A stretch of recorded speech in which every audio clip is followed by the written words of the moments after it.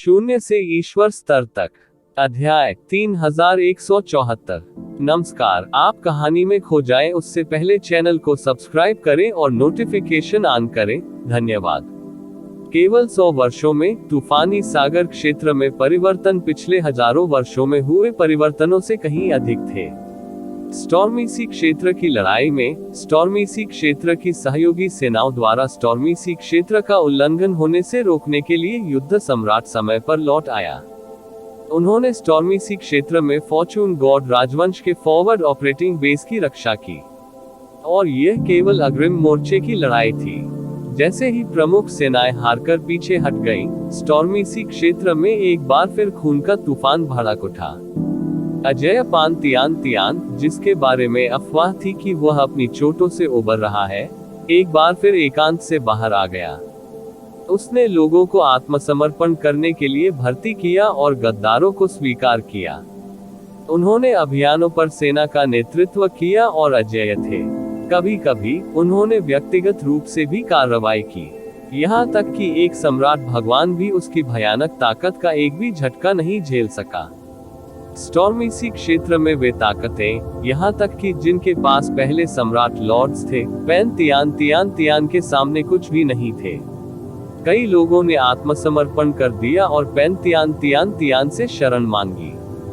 जहाँ तक उन लोगों की बात है जिन्होंने आत्मसमर्पण करने से इनकार कर दिया, उनके कुलों को नष्ट कर दिया गया, उखाड़ दिया गया और दुनिया से गायब कर दिया गया। कुछ समय के लिए पूरा स्टॉर्मी सी क्षेत्र आतंक के शासन में था और पान तियान की सेनाएं और अधिक मजबूत हो गईं। ऐसी संभावना थी कि अनगिनत साल पहले का अजय पान तियान फिर से प्रकट होगा। इस स्थिति ने फॉर्चून गॉड राजवंश को भी चिंतित कर दिया। फॉर्चून गॉड राजवंश स्टॉर्मी सी क्षेत्र को एक बार फिर पेन तियान के नियंत्रण में देखने के लिए तैयार नहीं था। किसी को ये जानना होगा कि पेन तियान, जिन्होंने अतीत में स्टॉर्मी सी क्षेत्र को एकीकृत किया था, ने फॉर्चून गॉड राजवंश को बहुत परेशानी दी थी। उसने पूर्वी क्षेत्र पर भी आक्रमण कर भारी उत्पात मचाया था। अंत में उनकी मृत्यु के बाद फॉर्चून गॉड राजवंश ने स्टॉर्मी सी क्षेत्र में प्रमुख सेनाओं को विभाजित करने के लिए कड़ी मेहनत की, जिससे उन्हें एक साथ काम करने से रोका गया। अब जब पेन तियान वापस आ गया था, तो संभावना थी कि वही दृश्य फिर से दिखाई देगा। इससे फॉर्चून गॉड राजवंश घबरा गया। कुछ लोगों ने ये भी सुझाव दिया कि कई स्वर्गीय आदरणीयों को आमंत्रित किया जाए जो एकांत में थे और जाकर उसे मार डाले। लेकिन आखिर में ऐसा नहीं हुआ। जब पान तियान ने अभियानों पर सेना का नेतृत्व किया, तो अंततः उसे अपना साथी मिल गया। उसने एक भयंकर जानवर को सचेत कर दिया था जो तूफानी सागर क्षेत्र में हजारों वर्षों से सो रहा था। इस भयंकर जानवर की उत्पत्ति के बारे में कोई नहीं जानता था। वे केवल इतना जानते थे कि यह हजारों वर्षों से सो रहा था और समय बीतने से बचने के लिए उन्होंने एक विशेष गुप्त तकनीक का इस्तेमाल किया था। ये बेहद भयानक था। कई दशक पहले एक अद्वितीय युद्ध छिड़ गया था। युद्ध का परिणाम कोई नहीं जानता था, यहाँ तक कि एम्पायरियन स्तर के अस्तित्वों ने भी जाकर देखने की हिम्मत नहीं की। जो कुछ हुआ था उसका मोटा अंदाजा पाने के लिए वे केवल अपने अनुमानों पर ही भरोसा कर सकते थे। पेन तियान को थोड़ा नुकसान हुआ होगा। तब से टेम्पेस्ट सागर क्षेत्र त्रिपक्षीय टकराव बन गया था। फॉर्चून डिवाइन राजवंश के पक्ष के अलावा पेन तियान का पक्ष भी था। फिर शेष गुट थे, स्टॉर्मी सी डोमेन के गुट, जिन्होंने पेन तियान वेनेरेट को प्रस्तुत करने से इनकार कर दिया। अंततः वे सेना में शामिल हो गए और क्रूर जानवर को एक क्षेत्र पर पहरा देने और पेन तियान वेनेरेट को रोकने के लिए आमंत्रित किया। ये जिवेन को उम्मीद नहीं थी कि हालात ऐसे हो जाएंगे। वह समझ गया कि ये दुनिया वास्तव में झुके हुए बाघों और छिपे हुए ड्रैगन से भरी हुई है। उसे ये भी पता नहीं चलता था कि अचानक एक अद्वितीय विशेषज्ञ कब सामने आ जाएगा। उसे हर संभव प्रयास करना था और जितनी जल्दी हो सके अपनी खेती में सुधार करना था। Battle emperor, butterfly sovereign, star emperor और अन्य को विदाई देने के बाद ये जिवेन ने अंततः स्टॉर्मी विंड सिटी छोड़ दिया और मानव प्रांत की दिशा में उड़ान भरी। फॉर्चून गॉड राजवंश का सदस्य बनने के बाद उन्होंने आसानी से फॉर्चून गॉड राजवंश का संपूर्ण जियोमेंसी मानचित्र प्राप्त कर लिया। इसलिए वह फॉर्चून गॉड राजवंश की स्थिति को अपने हाथ के पिछले हिस्से की तरह जानता था। उसी समय जब येज़िविन ने फॉर्चून गॉड राजवंश छोड़ा, किसी ने क्लाउड सम्राट को सूचना दी। बहुत जल्द क्लाउड सम्राट को पहले से ही पता चल गया था कि येज़िविन ने स्टॉर्मी सी क्षेत्र छोड़ दिया है। हालांकि वह इस समय सीधे तौर पर येज़िविन को निशाना नहीं बना सका।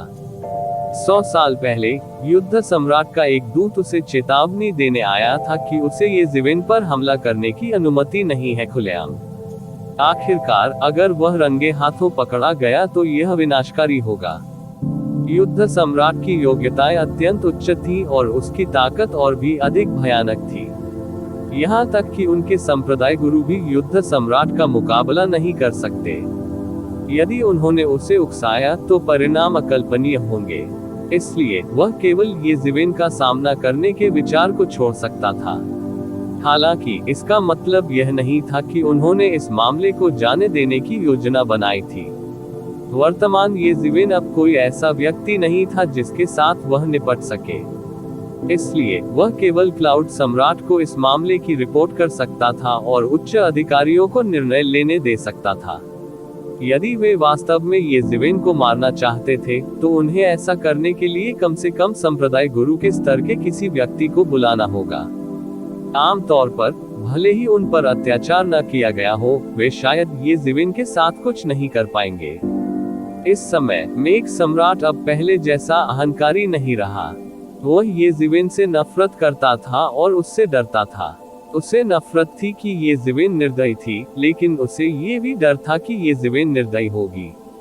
वह 7वें दायरे का एक बड़ा शॉट किसी के द्वारा लगभग मारा ही गया था। यह एक शर्म की बात थी जिसे वह इस जीवन काल में कभी नहीं धो पाएंगे। मानव जाति का माउंट बुझो लाखों मील लंबा था। यह आकाश की ओर ऊंचा था और दिव्य आभा से घिरा हुआ था। यह अतुलनीय रूप से पवित्र था। माउंट बुजो के शीर्ष पर मानव जाति का शाही महल पहाड़ पर खड़ा था। ये राजसी और राजसी था। यह मानव जाति की पवित्र भूमि थी। ये वर्तमान मानव सम्राट का निवास स्थान था और वह स्थान जहां मानव जाति के अनगिनत लोग घूमने आते थे।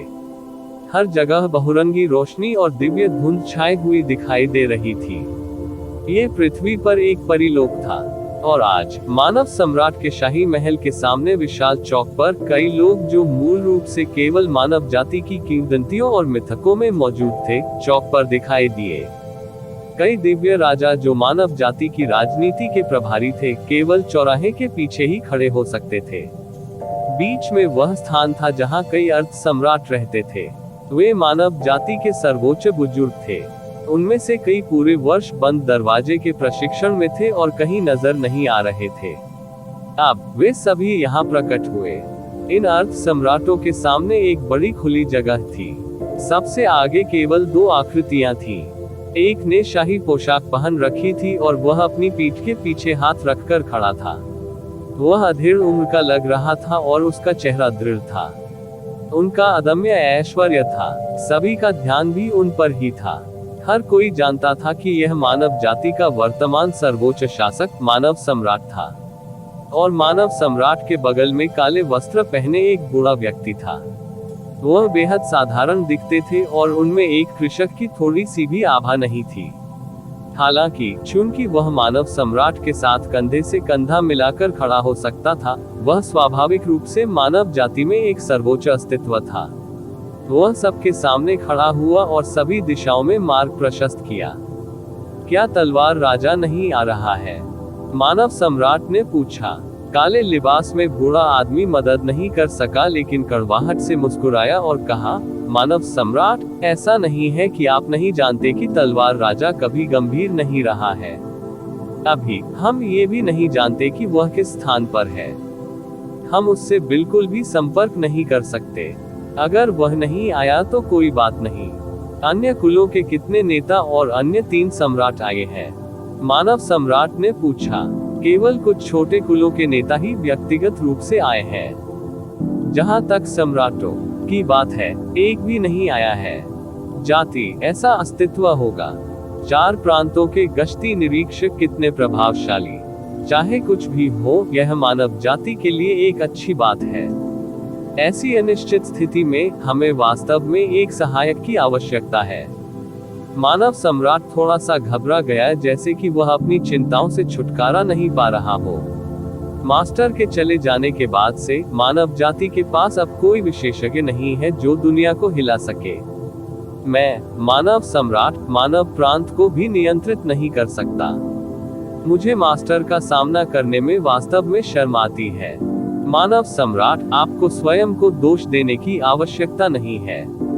मानव सम्राट, आपकी साधना का समय अभी भी कम है। आपके लिए आज की साधना करना आसान नहीं है। काले वस्त्र पहने बूढ़े व्यक्ति ने मानव सम्राट को सांत्वना दी और कहा, समय आने पर आप 7वें दायरे में कदम रखने में सक्षम हो सकते हैं और मालिक बनो। आप दुनिया को हिलाने और मानव जाति की प्रतिष्ठा को बहाल करने में सक्षम होंगे। ऐसा कहा जाता है कि यह मार्शल सम्राट असंख्य स्वर्गों से आया था। मानव सम्राट ने अचानक विषय बदलते हुए कहा, वास्तव में उसे असंख्य स्वर्गों से होना चाहिए। इतने वर्षों के बाद असंख्य स्वर्गों से एक और मानव जाति का शाही सम्राट आया। ऐसा लगता है कि असंख्य स्वर्गों में मानव जाति की प्रतिष्ठा अभी भी अपने चरम पर है। काले लबादे वाले बूढ़े ने आह भरते हुए कहा, वह उसका गृहनगर था, उसे यह कैसे याद नहीं रहा। वह उन लोगों में से एक थे जिन्होंने सुई सॉवरेन से लेकर फॉर्चून वर्ल्ड तक का अनुसरण किया। इसके बाद के अंतहीन वर्षों में वो हर जगह अभियानों पर भी गया और संयोग से उसने शाही सम्राट क्षेत्र में कदम रखा। हालांकि उसे अपने गृहनगर वापस जाने का रास्ता नहीं मिल सका और वो कभी कभार ही असंख्य स्वर्गों के बारे में कुछ समाचार सुन पाता था। वास्तव में यह मार्शल मोनाक वास्तव में एक उत्कृष्ट प्रतिभा है। उसे फॉर्चून वर्ल्ड में आए अभी ज्यादा समय नहीं हुआ है, लेकिन उसने पहले ही अपने लिए ऐसा नाम बना लिया है। यहाँ तक कि स्वर्गीय दाव संप्रदाय भी उसका कुछ नहीं कर सकता। कौन जानता है, वो भविष्य में मास्टर की तरह अस्तित्व में आ सकता है। मानव सम्राट ने सिर हिलाया और कहा, और उनका गश्ती दूत बनना भी हमारी जाति के लिए एक अच्छी बात है। उन्होंने फॉर्चून गॉड राजवंश की मान्यता प्राप्त की है। विशेष रूप से श्रद्धांजलि को आधा करने के साथ ये हमारी जाति के लिए राहत की सांस लेने के लिए पर्याप्त है। काले लिबास वाले बूढ़े ने कहा, कुछ दिन पहले हमें गश्ती दूत से एक पत्र मिला जिसमें 4 प्रांतों में प्रमुख बलों के नेताओं से माउंट बुजो में इकट्ठा होने का अनुरोध किया गया था। लेकिन अब ऐसा लगता है कि केवल हमारी जाति के विशेषज्ञ ही आए हैं। अन्य के विशेषज्ञ सेनाओं को गश्ती दूत की बातों की बिल्कुल भी परवाह नहीं है। मानव सम्राट की आंखों में चिंता की रेखा झलक उठी। जहां तक मुझे पता है, ये गश्ती दूत कोई साधारण व्यक्ति नहीं है। उस समय मुझे नहीं पता कि वह कितना रक्तपात करेगा। भले ही यह वास्तव में ऐसा हो, हम कुछ नहीं कर सकते। आखिरकार गश्ती दूत हमारी मानव जाति का सदस्य है। चूंकि हमने गश्ती दूत द्वारा लाए गए लाभों और सुविधा का आनंद लिया है, इसलिए हमें स्वाभाविक रूप से उसके लिए लड़ना होगा। लेकिन कौन जानता है कि हमारे कितने लोग मारे जाएंगे या घायल होंगे।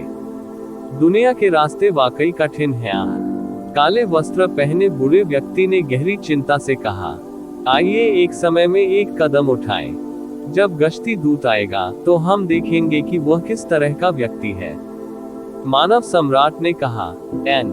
जैसे ही काले वस्त्र पहने बूढ़े व्यक्ति ने बोलना समाप्त किया, अचानक प्रकाश की एक सुनहरी किरण दूर से उड़ी और अपने पीछे 30,000 ली की बैंगनी आभा खींच ली। वह सिर्फ एक व्यक्ति था, लेकिन ऐसा लग रहा था मानो वह दुनिया को हिला सकता है। आकृति और भी करीब आती गई। वह काले वस्त्र पहने एक युवक था जो प्रकाश की किरण पर उड़ रहा था। प्रतिवेदन किसी भी खराब अनुवाद के बारे में हमें बताने के लिए टेक्स्ट का चयन करें और रिपोर्ट पर क्लिक करें। लेस देन पिछला सूचकांक, अगला ग्रेटर देन। इसी प्रकार के अपडेट्स लेते रहने के लिए हमारे चैनल ऑडियो बुक्स 108 को सब्सक्राइब करें और नोटिफिकेशन ऑन करें। धन्यवाद।